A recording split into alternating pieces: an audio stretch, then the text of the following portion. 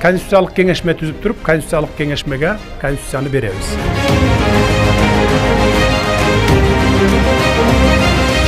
Шайлоолор мындан ары эч кандай административдик ресурс колдонулбайт, сатып алуу, сатуулар болбойт.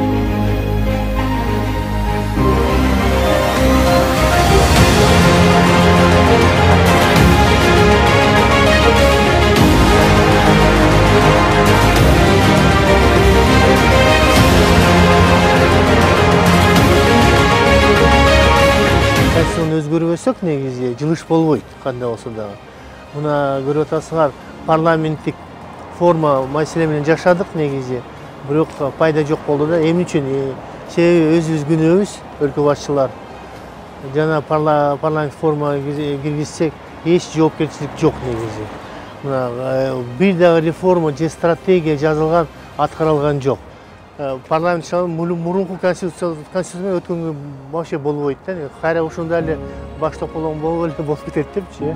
Анан аягында көп мындай жаман нерселер бар да. Форма 2 азыр алып салды БШК. Анан бирок башка нерселер деле бар.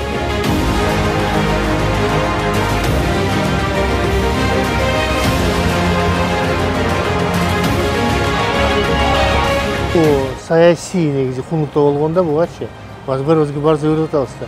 Бирок азыр өлкө башчысы болуп келди, бул кишиге оорчу эле. Садыр Жапаров активдүү негизи.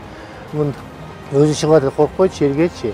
Эч мындай баш орутмай эле сүргөнү так түшүндүрүп берет да негизи ар бир адамгачы. Ошон үчүн менин оюмча колдойт да бул.